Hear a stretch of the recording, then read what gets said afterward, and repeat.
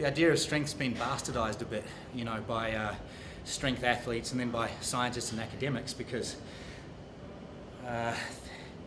it's more a case of your strength potential. Like I say, the 130 kilo version of myself is capable of leg pressing, let's say, 1,000 kilos for 50, and squatting 500 kilos for a single, or he could do 400 kilos for a set of 12. I don't know, but he's a really, really strong dude. It's a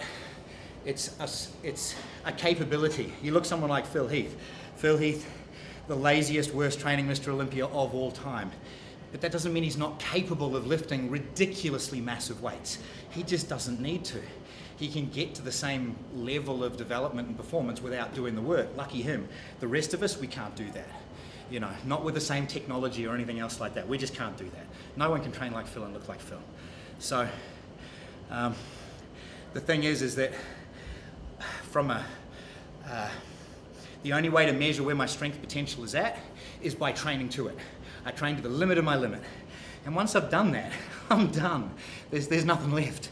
If I train to do 10 or 15 sets, then I'm training my body to be incapable of expending 100% of its 100% at any given time, because it needs to conserve resources for the rest of the work to follow it. And that's what happens with the people who train for volume, is they become incapable of lifting to the limit of their ability. Now, if you're not lifting to the limit of your ability, where is the stimuli to increase the limit of your ability? That doesn't mean that you can't or that you won't. It just means it makes no sense why you're doing what you're doing. And if you don't know why you're doing what you're doing, then what are you going to do when it doesn't work? You can't figure it out because you don't know why it was going to work in the first place. So by doing this, we measure it. I train to the limit of my limit. If the limit of my limit next time is better, guess what? I gain strength.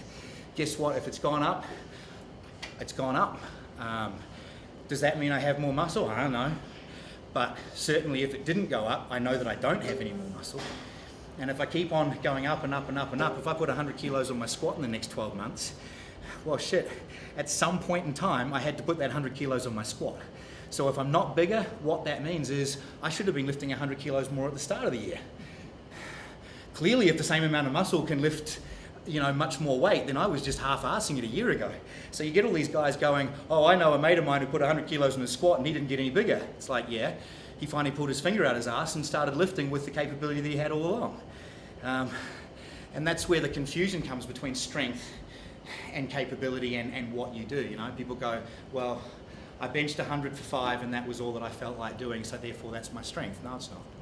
Your strength's the weight that you could bench if someone put a gun to the heads of your mama, your papa, your baby and your dog and said bench that fucking weight for as many reps as you can do. That's where it's at. So that's what we train to. So, yeah.